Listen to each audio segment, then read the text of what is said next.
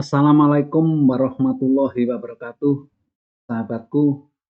Ketemu lagi dengan saya Suyitno Irmin. Tema video kali ini masih sekitar leadership, yaitu topik yang saya ambil, titik amanah, the best attitude seorang pemimpin, yaitu merupakan kualitas leadership yang harus dipertaruhkan. Jadi sebelum ini, video sebelum ini kita bahas terkait dengan sifat Nabi, yaitu fatonah. Jadi sudah dibahas, yang pertama itu mengenai kecerdasan-kecerdasan yang harus dimiliki oleh seorang pemimpin. Yang kedua, yang baru aja ini video sebelum ini adalah keahlian ya yang harus dimiliki oleh seorang pemimpin. Dan video kali ini kita melangkah ke sifat titik amanah, yaitu the best attitude seorang pemimpin. Baik, kita tahu bahwa pemimpin posisinya sangat penting, maka untuk menjadi pemimpin yang efektif, pemimpin harus mampu meneladani model kepemimpinan Nabi Muhammad, yaitu titik dan amanah. Kenapa? Ya, kita harus meneladani atau mengambil role model Nabi kita, karena semua ya sikap dan perilaku Nabi Muhammad itu terjaga, karena selalu apapun yang dilakukan itu selalu dikendalikan oleh Allah ya. Saat-saat beliaunya menjalani kenabian setelah umur 40 tahun sampai 63. Jadi semua sikap dan perilakunya itu dikendalikan, dikontrol, diawasi oleh Allah, sehingga apapun yang dikatakan, apapun yang dilakukan itu patut dijadikan contoh, terutama karena peran Nabi itu sebagai pemimpin, ya pemimpin dakwah, ya pemimpin masyarakat, pemimpinnya semuanya saja, pemimpin termasuk pemimpin keluarga, maka sikap dan perilaku apapun yang dilakukan atau dikerjakan oleh Nabi itu patut kita contoh, terutama yang ada kaitannya dengan perannya sebagai seorang pemimpin. Sifat Rasulullah sebagai pemimpin adalah sidik dan amanah. Ya, sidik itu artinya jujur, amanah itu berarti dapat dipercaya. Memang ini dua kata yang saling terkait, dua sikap dan sifat yang selalu terkait, dan ini ada di dalam diri Nabi. Dan ini kelihatannya kan sederhana, kata-katanya cuma satu kata, jujur. Yang kedua, amanah, begitu. Tetapi implementasinya di dalam praktek kehidupan sebagai seorang pemimpin itu sangat luas sekali. Jadi tidak hanya jujur, tetapi jujur ini ada rentetannya, ada gandengannya, kemudian dapat dipercaya, itu juga banyak sekali sikap perilaku yang menggambarkan bahwa sosok Nabi ini bisa dipercaya. Nah, implementasi sidik amanah dalam praktek ya leadership itu seperti apa? Ya, ini yang akan kita bahas dari berikut ini, sikap dan perilaku yang menggambarkan perwujudan sidik amanah. Tentu apa yang saya sampaikan ini jauh dari sempurna, bahkan mungkin hanya sekian persen dari sikap perilaku Nabi yang terkait dengan sidik amanah. Itu banyak lagi sikap perilaku yang mungkin perlu kita pelajari. Nah, ini yang bisa saya sampaikan, tentu yang akan saya sampaikan dalam video ini. Yang pertama, ya, bahwa sidik dan amanah, ya terutama sidik ini, ya seorang pemimpin harus memiliki tingkat kejujuran yang tinggi. Ya. Jadi dia betul-betul memegang teguh ya sikap jujur, sikap kejujuran ini, ya. di dalam setiap hal, dalam setiap langkah yang dilakukan gitu. Harus dilandasi dengan kejujuran ini. Gitu. Ya, jadi jujur itu adalah mengatakan apa adanya. Ya, jadi tidak merekayasa, tidak membuat-buat ya supaya orang tertarik, tetapi kenyataannya tidak seperti itu ya, bukan seperti itu. Jadi jujur itu adalah mengatakan apa adanya walaupun dirasakan itu pahit. Kemudian jujur itu memimpin ya sesuai dengan aturan dan prosedur yang ada. Tentu kaidah-kaidah apalagi di zaman sekarang ya. Jadi kalau dulu zaman Nabi mungkin tidak terlalu tertulis jelas gitu karena Nabi sendiri sudah ya memang berbuat jujur karena diawasi dikendalikan oleh Allah setiap sikap dan perilakunya. Tetapi kenyataan di sekarang itu tentu kita supaya ini jujur dibuatlah satu aturan dan prosedur ya supaya siapapun yang jadi pemimpin itu bisa mengikuti aturan dan prosedur yang ada di satu organisasi itu gitu ya. Jadi jujur artinya juga melakukan satu kegiatan sesuai aturan dan prosedur.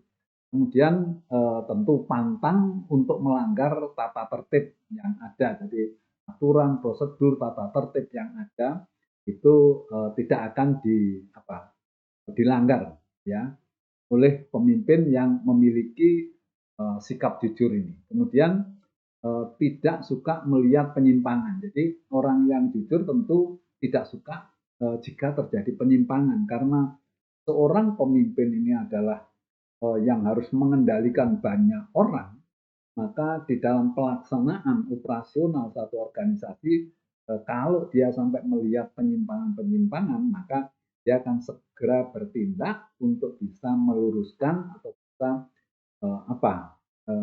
mengembalikan sesuai aturan dan prosedur yang ada. Kemudian kalau kita ini berbuat jujur tentu menjunjung tinggi nilai kebenaran. Jadi setiap apa yang dikatakan, setiap apa yang dilakukan itu harus mengandung nilai-nilai kebenaran. Itu yang pertama. Yang kedua bahwa sifat sidik amanah ini harus menjauhi ya sifat-sifat munafik. Kita tahu sifat munafik ini adalah sifat yang sangat tidak disukai oleh banyak orang, bahkan di agama tentu itu merupakan satu larangan gitu ya. Jadi menjauhi sifat-sifat munafik itu berarti pantang untuk berbohong. Jadi mengatakan sesuatu atau mengucapkan sesuatu, berbicara itu tidak bohong. Kemudian pantang ingkar janji. Ya, terutama kalau dia berjanji yang mengatakan sesuatu kepada orang, ya janji sama orang, ya janji sama anak buahnya, ya itu akan ditepati gitu. Kemudian yang ketiga ada tiga hal ya munafik itu. Jadi satu orang munafik itu kalau berkata bohong. Nah ini karena kita ini sebagai pemimpin harus menjauhi sifat-sifat munafik, harus pantang berbohong, kemudian pantang ingkar janji, kemudian juga pantang berkhianat. Berkhianat itu apa? Berkhianat itu menusuk dari belakang atau mungkin kalau bahasa Jawa itu nelikung gitu ya. Jadi umpamanya sekarang kelihatannya setia, tapi pada suatu saat dia berkhianat, yang memberikan informasi dan memberikan sesuatu info yang keuntungannya untuk diri pribadi tetapi merugikan bagi perusahaan. Dan kemudian kalau dia dikasih kepercayaan itu dia berkhianat. Jadi tidak menyelesaikan, tidak sesuai dengan apa yang diperjanjikan gitu.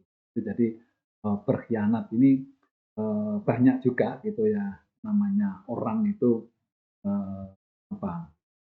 juga berkata bohong, ingkar janji, berkhianat itu banyak. Tetapi bagi pemimpin yang ingin ya kepemimpinannya itu efektif, efisien, maka itu harus dijauhi ya. Jadi tidak berbohong, tidak ingkar janji, dan juga tidak berkhianat. Karena sikap-sikap ini kalau dilakukan oleh seorang pemimpin, maka mau tidak mau kredibilitas atau karismanya itu akan turun, sehingga tingkat efektivitas kepemimpinannya itu menurun kalau seorang pemimpin itu melakukan hal-hal yang ini dikategorikan sebagai orang munafik seperti ini ya. Jadi kalau dia ngomong itu banyak bohongnya, kalau janji juga tidak ditepati, kalau dikasih kepercayaan malah berkhianat gitu ya kepada negara, kepada organisasi, kepada perusahaan. Nah, itu akan menurunkan tingkat kredibilitas atau tingkat apa, kepercayaan, atau mungkin anak buahnya sudah tidak respect lagi, sehingga perintah-perintah yang diberikan atau operasional atau dia melakukan kegiatan eh, kepemimpinan itu tidak efektif karena dia sudah cacat gitu, sudah tidak dihormati, sudah tidak banyak orang memberikan satu kepatuhan gitu. Ini itu yang kedua, yang keempat bahwa ini ada saya tambahin memang ini jadi pantang untuk ngakali. Ngakali itu bahasa Jawa memang ini agak susah juga ini, bukan membohongi, tapi ngakali itu sesuatu yang memang dibikin untuk memperdaya orang gitu. Jadi melakukan sesuatu langkah, satu keputusan atau satu kegiatan yang itu sebetulnya bertujuan untuk ngakali ya demi kepentingan pribadi. Nah itu kira-kira ini yang terkait dengan terus kemudian ada juga ini masih ada saya tambahin lagi nih ada satu lagi pantang untuk bermuka dua, jadi mencela-mencela terus di sana ya di sini ya dan tidak punya prinsip gitu ya. Ini termasuk bagian dari orang munafik itu. Jadi kalau pemimpin itu munafik gitu ya wah luar biasa. Jadi tingkat kerusakannya atau daya rusaknya ini bisa luar biasa ya. Kalau seorang pemimpin itu kan memiliki kekuasaan, memiliki kemampuan, memiliki tangan-tangan banyak gitu lah. Kalau itu berbuat jahat atau berbuat jelek, maka daya rusaknya atau daya hancurnya itu luar biasa. Ya. Kemudian yang ketiga, eh, orang yang sidik dan amanah itu memiliki tanggung jawab. Ya, jadi memang kalau kita menjadi pemimpin atau katakanlah sebagai karyawan, pegawai, sebagai pemimpin ya maka jadi yang dibayar mahal itu adalah tanggung jawabnya. Jadi kita ini yang dinilai itu adalah tanggung jawabnya. Kenapa? Karena kita melakukan sesuatu itu sebetulnya dasarnya adalah karena kita tanggung jawab. Kita diberi kepercayaan itu karena dasarnya kita memiliki tanggung jawab yang besar gitu ya. Nah, ini penjelasannya bahwa orang yang memiliki tanggung jawab besar itu memiliki komitmen yang tinggi. Komitmen itu keterkaitan dengan sesuatu yang sudah disepakati, sesuatu yang sudah dijanjikan, sesuatu yang sudah dikatakan, sesuatu yang sudah diprogramkan, itu adalah komitmen. Jadi keterkaitan dengan apa yang sudah diperjanjikan atau disepakati.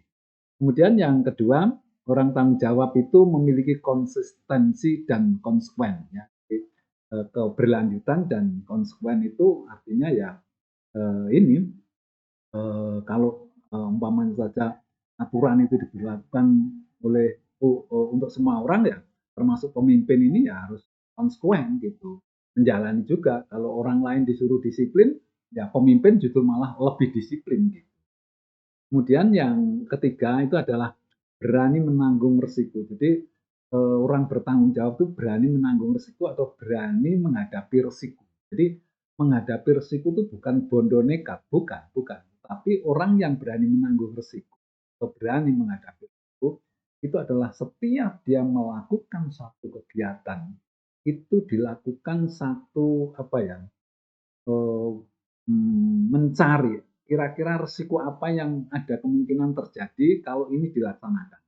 Jadi sebelum melaksanakan kegiatan itu dia sudah memperkirakan, mencari apa kira resikonya. Nah, kalau sudah tahu bahwa ini nanti akan ada risiko seperti ini, maka dia akan berusaha sebelum itu dilaksanakan atau pada saat kita melaksanakan itu resiko-resiko itu dikurangi, diperkecil sehingga pada saat pelaksanaan itu memang resikonya sangat kecil, jadi hampir tidak ada atau bisa dihilangkan begitu. Nah, itulah yang namanya orang berani menanggung resiko, bukan orang berani nanggung resiko itu seperti kalau ditabrak truk itu nanti mati ya sudah ditabrak saja, itu kan berani menanggung resiko, bukan itu gitu ya. Jadi kalau istilahnya kita berani menanggung resiko, kalau ada kita berjalan di jalan yang ramai ya harus hati-hati, ada truk dari sana yang enggak begitu mau minggir ya kita yang minggir, nah itu artinya kita berani menghadapi resiko atau menanggung.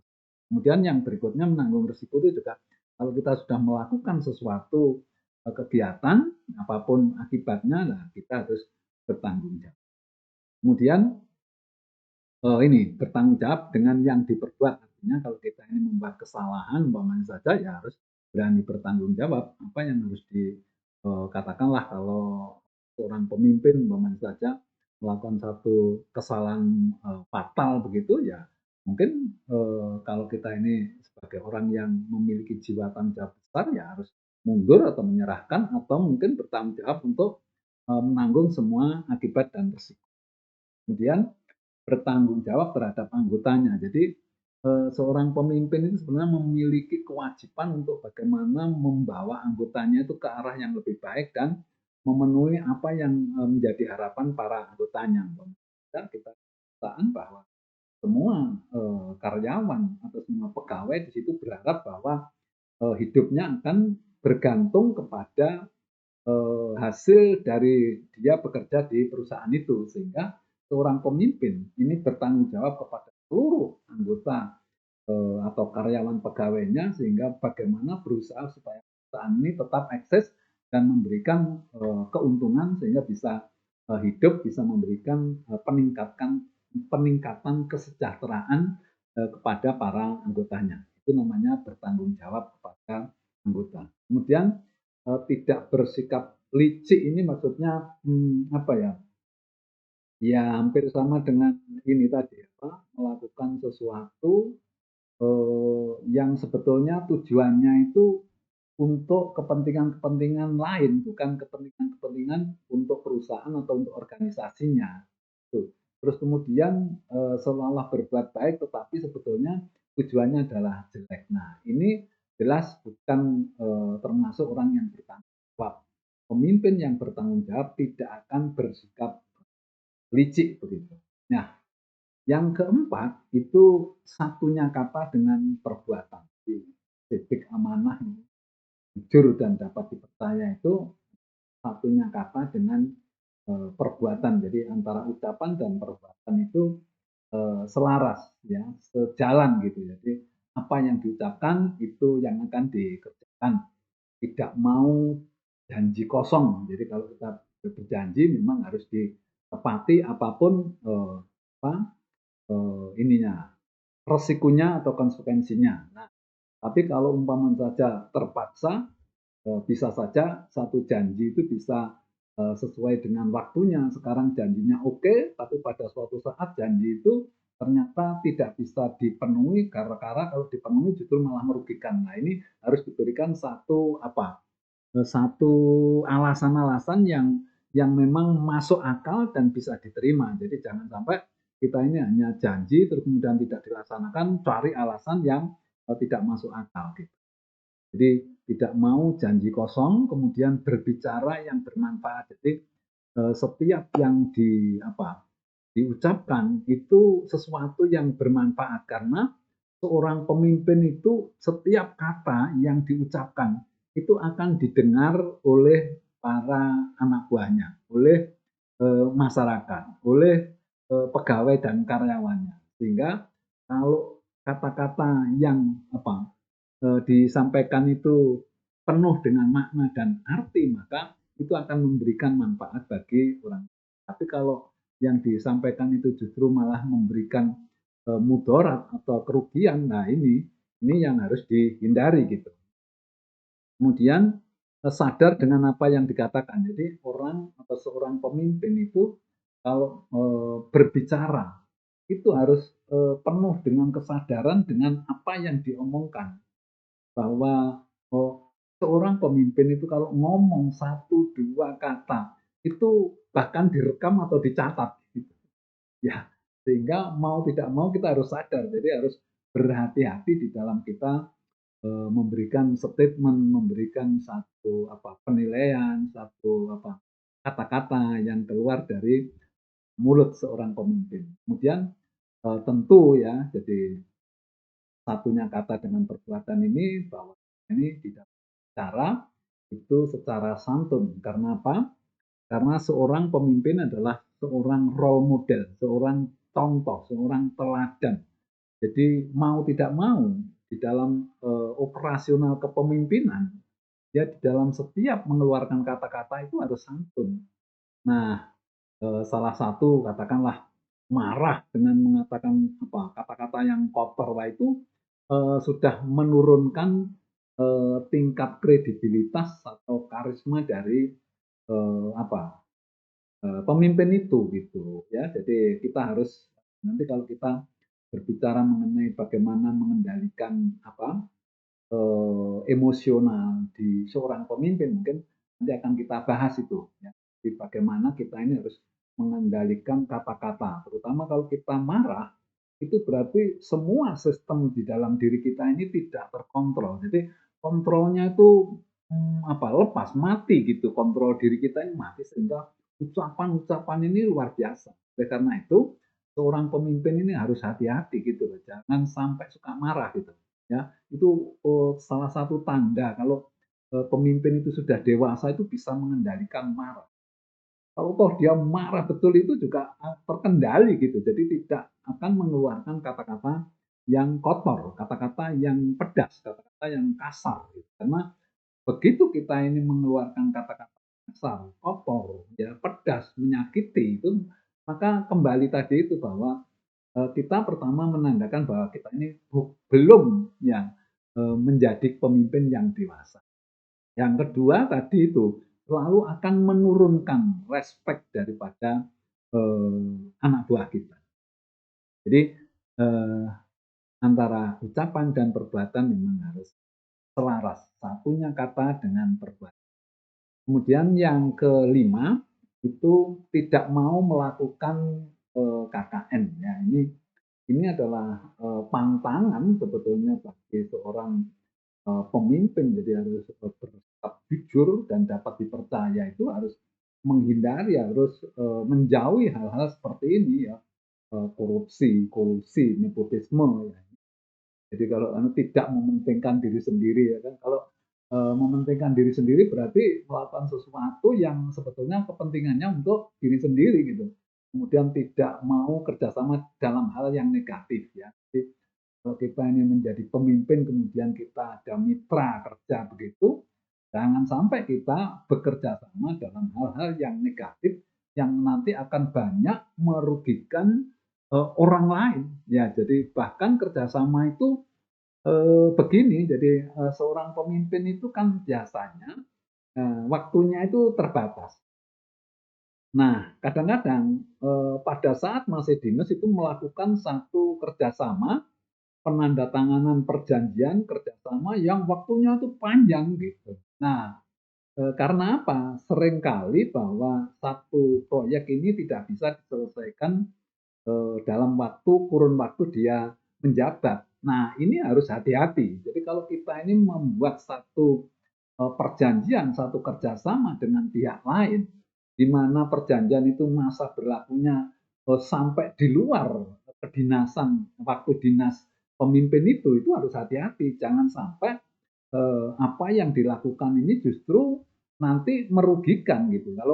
Kalau ini harus hati-hati. Kalau menguntungkan itu memang yang dicari. Tapi kalau sampai nanti membuat suatu perjanjian, katakanlah waktunya jadi pemimpin hanya 5 tahun, tapi membuat perjanjian yang sampai 30 tahun yang itu nanti merugikan. Nah, merugikan masyarakat gitu. Coba bayangkan, dinasnya cuma 5 tahun tapi merugikan sampai 30 tahun. Nah, ini kan ya dosa gitu. Nah, hal-hal seperti ini memang harus hindari. Jadi tidak mau kerjasama dalam hal negatif gitu. Jadi ini merupakan bagian dari sidik amanah. Kemudian tidak mementingkan keluarganya. Nah, ini ini juga banyak dari pemimpin-pemimpin ini yang ternyata juga sangat cenderung ya untuk apa, mementingkan keluarganya, mungkin familinya dan lain sebagainya. Ini harus dihindari gitu ya, dihindari. Ya, ini bukan sikap dan perilaku yang tergolong sidik amanah itu. Kemudian yang keenam bahwa sadar dia itu sebagai teladan. Jadi seorang pemimpin yang sidik amanah dapat dipercaya itu berarti dia menyadari ya karena dia seorang pemimpin itu salah satu fungsinya adalah sebagai contoh, sebagai role model, sebagai teladan, maka dia sadar betul. Nah, orang kalau sudah sadar dia menjadi contoh akan ditiru oleh orang lain, akan menjadi acuan dari orang lain, maka dia harus bersikap dan berperilaku hati-hati gitu. Jadi sadar betul akan jadi contoh nih yang tadi sudah. Kemudian berusaha berbuat yang terbaik ya. Jadi baik saja mungkin tidak cukup, harus yang terbaik gitu. Kemudian kerja dengan penuh semangat supaya apa? Karena menjadi contoh gitu ya. Jadi orang yang bisa dipercaya itu kan kalau kerjanya itu bagus. Nah, kerja bagus itu salah satu yang penting adalah motivasi atau semangat kerjanya. Sehingga seorang pemimpin ini apapun yang terjadi, kondisi seperti apapun harus menunjukkan bahwa di dalam melakukan kegiatan kerja dia harus memiliki semangat yang full, semangat yang pol, semangat yang penuh gitu ya. Supaya apa? Supaya ditiru orang lain gitu. Kemudian ini secara teknis ya itu kerja keras ya, fisik gitu. Kemudian kerja cerdas itu dengan menggunakan otak gitu ya, strategi ya. Bagaimana berpikir supaya kerjaan ini bisa lebih ringan, lebih cepat, lebih murah biayanya itu menggunakan strategi dengan menggunakan kecerdasan. Kemudian tuntas itu harus selesai gitu ya. Jadi diusahakan bahwa semua pekerjaan yang menjadi tanggungannya itu bisa selesai tuntas gitu. Kemudian yang berikutnya adalah bekerja dengan ikhlas. Ini maksudnya supaya kalau ikhlas itu bisa membuat kita ini happy, kemudian pekerjaan menjadi ringan, dan yang paling penting bahwa kita berharap semua yang kita lakukan kalau kita kerjakan dengan ikhlas maka akan dicatat sebagai ibadah. Kemudian menghindari ya perbuatan yang tidak pantas. Ini ya tentu karena kita ini sebagai contoh, sebagai role model, maka kita harus menghindari perbuatan-perbuatan yang tidak pantas. Itu yang ke-6. Yang ke-7 ya, bekerja dengan sumber daya yang efektif dan efisien. Jadi seorang pemimpin di dalam memimpin organisasi tentu di dalam operasionalnya, di dalam proses bisnisnya itu pasti menggunakan sumber daya. Ya, apakah itu sumber daya alam, sumber daya manusia, ya, sumber daya uang, dan mungkin juga metode sumber daya informasi dan lain sebagainya akan digunakan secara efektif dan efisien. Jadi ini, jadi bekerja dengan tingkat ketelitian yang tinggi, kemudian bekerja dengan perencanaan yang matang, sumber daya diperhitungkan sekali, jadi apapun sumber daya itu diperhitungkan atau dikuantitatifkan secara rupiah begitu, sehingga kita bisa bisa memperkirakan kira-kira proyek atau pekerjaan ini menghabiskan berapa rupiah dari seluruh total sumber daya yang digunakan. Kemudian tidak mau ada pemborosan, jadi pemborosan yang sifatnya memang itu karena ketidaktelitian atau kurang ketahuan itu maksudnya tidak tahu harganya berapa dikira-kira ternyata nanti tidak seperti itu. Kemudian juga yang paling ini ya pemborosan itu kalau itu ada hal-hal yang dimanfaatkan untuk kepentingan sendiri lah itu atau untuk memperkaya orang lain. Nah, itu yang nggak boleh gitu. Kemudian bekerja dengan skala prioritas ini supaya semua sumber daya ini bisa digunakan secara efektif dan efisien ya. Dan yang terakhir dari poin ini ya disiplin terhadap anggaran. Jadi kalau kita ini sudah membuat rencana ya rencana anggaran, rencana waktu, terkait dan lain sebagainya, maka kita harus disiplin ya terhadap anggaran kita, evaluasi setiap periodik supaya kita ini kalau ada pelampian-pelampian kita koreksi. Kemudian yang kedelapan ya tidak mau menerima yang bukan haknya. Ini mungkin sesuatu yang jarang ya, tapi inilah yang apa? Yang termasuk perwujudan sikap jujur atau sidik dan amanah ini kalau tidak mau menerima yang bukan haknya ya. Jadi bekerja dengan pegang prinsip yang kuat ya. Ini prinsipnya di dalam hidup ini kuat ya. Kemudian hanya mencari rezeki yang halal ya. Pantang merekayasa untuk kepentingan pribadi, jauh dari berpikir memperkaya diri ya. Kemudian kesejahteraan bersama menjadi prioritasnya.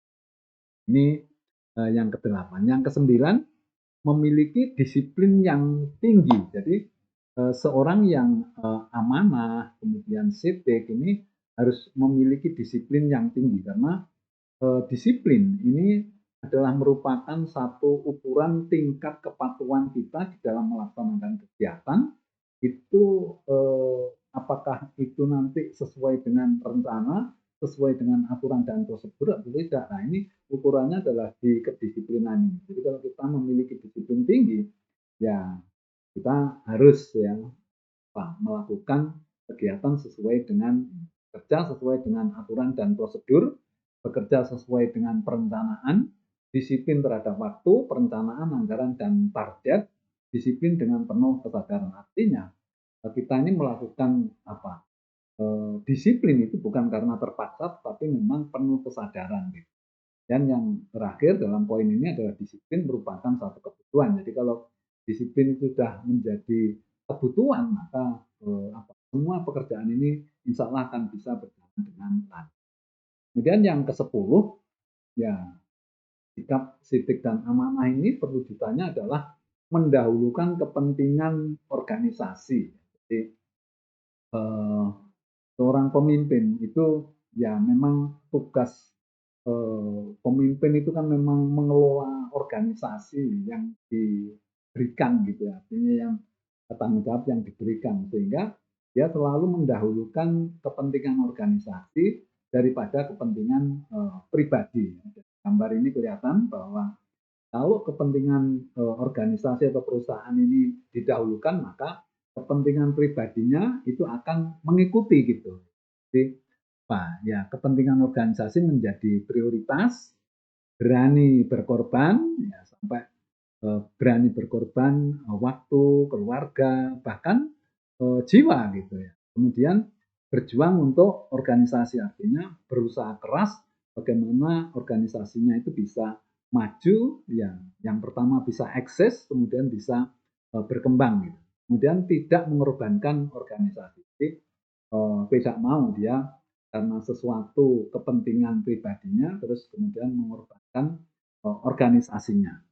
Dan yang ke-11 atau mungkin yang terakhir ini ya selalu eling dan waspodo. Gitu. Jadi orang yang mewujudkan sikap sidik dan amanah itu selalu eling dan waspodo, selalu ingat, sadar dan hati-hati gitu ya. Ya jadi menjaga kredibilitasnya. Jadi selalu menjaga kredibilitas ini bukan untuk wah-wah begitu atau untuk gengsi atau apa, bukan. Tetapi kredibilitas itu adalah merupakan syarat sebagai seorang pemimpin sehingga apa yang diperbuat ya itu menjadi nilainya positif ya. Kemudian dia mendapatkan respon positif dan respek dari orang yang dipimpin. Kemudian bekerja dengan hati-hati. Ya. Kemudian ingat semua ini hanya titipan Allah. Ini mungkin sudah agak masuk ini ke spiritualitas ya. Jadi seorang pemimpin itu harus sadar, harus memahami bahwa semua ya jabatan, kekuasaan dan yang ada di dalam dirinya itu ya itu adalah titipan dari Allah. Sehingga titipan ini harus dijaga, ya, pelihara, ya, sehingga bisa amanah gitu. Kemudian selalu memohon hidayah karena begini. Jadi apa yang kita lakukan sebagai seorang pemimpin ini kan sangat berpengaruh, sangat penting sekali. Setiap keputusan yang diambil oleh seorang pemimpin itu efeknya sangat besar sekali. Nah, kita ini sebetulnya sebagai manusia sebetulnya tidak bisa berbuat banyak, tidak bisa berbuat apa-apa tanpa bantuan Allah. Gitu. Kita untuk berjalan saja pasti dibantu oleh Allah, ya. Apalagi kalau kita ini melakukan sesuatu yang penting, gitu ya, itu kita harus tetap minta hidayah Allah karena yang tahu ke depan, yang tahu sesuatu yang belum terjadi dan yang tahu apa yang akan dihasilkan itu adalah Allah yang menentukan gitu. Ya, jadi manusia itu hanya berusaha, tetapi bagaimana usaha itu bisa tepat kalau kita ini memohon hidayah kepada. Kemudian berikutnya adalah niat kerja atau niat menjadi pemimpin itu adalah untuk beribadah, untuk mengabdi kepada. Ini kalau sudah arahnya ke sana, maka seorang pemimpin ini jelas akan tidak berani melakukan satu penyimpangan dan orang ini akan bekerja sekuat tenaga dan dikerjakan dengan ikhlas karena tahu bahwa apa yang dikerjakan ini adalah bernilai ibadah. Artinya bahwa kalau dia melakukan semakin baik, semakin banyak, maka tentu Allah akan memberikan balasannya nanti baik itu di dunia maupun di akhirat itu juga akan dibalas dengan kebaikan. Ya, kemudian bahwa seorang pemimpin itu sadar bahwa tanggung jawab sebagai seorang pemimpin itu adalah baik itu di dunia maupun di akhirat, terutama setiap yang kita lakukan di dunia sebagai seorang pemimpin ini efeknya sangat besar sekali ya. Oleh karena itu harus ya berpikir bahwa apa yang dilakukan itu balasannya itu luar biasa karena sama-sama mengatakan satu kalimat diucapkan oleh orang biasa dengan seorang pemimpin ini efeknya berbeda sehingga tingkat balasannya pun berbeda. Kalau itu kalimat yang diucapkan itu bernilai ibadah maka balasannya itu juga besar. Tetapi kalau yang diucapkan satu kalimat itu ternyata membuat sengsara masyarakat, maka dosanya juga sangat besar. Makanya seorang pemimpin itu berpeluang besar untuk bisa masuk surga, tetapi juga berpeluang besar untuk masuk neraka. Ya, tergantung bagaimana kepemimpinannya atau bagaimana leadership-nya. Sahabatku, itulah 11 sikap dan perilaku yang harus dimiliki oleh seorang pemimpin agar kepemimpinannya berjalan efektif dan efisien sesuai tuntunan Nabi besar kita. Demikian materi ini, semoga bermanfaat. Saya akhiri. Wassalamualaikum warahmatullahi wabarakatuh.